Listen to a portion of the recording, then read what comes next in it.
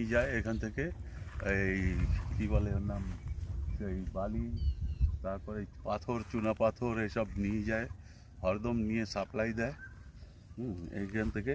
আর এখানে সামনে এই কারণে কি এই জায়গাটা সারাদিন লরি চলতে থাকে। আর নিচে সামনে এখানটায় একটা রিভার আছে ছোট, বাট রিভার জল কম একদমই থাকে না, কিন্তু 12 মাস থাকে, যেটুকু থাকে কিন্তু ওটা পাহাড় থেকে বয়ে আসছে, তো জল থেকেই যায়। এই হচ্ছে চল আগে।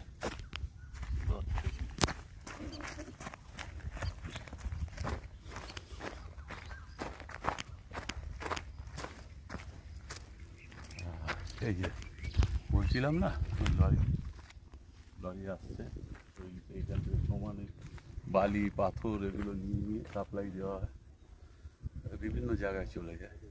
এটাই রাস্তা। বাংলাদেশে প্রচুর যায় এখান থেকে।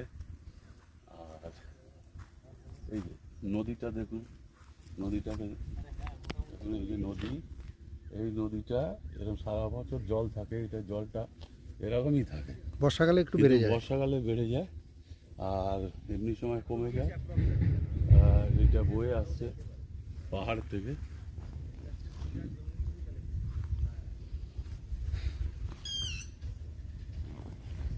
হচ্ছে জায়গা।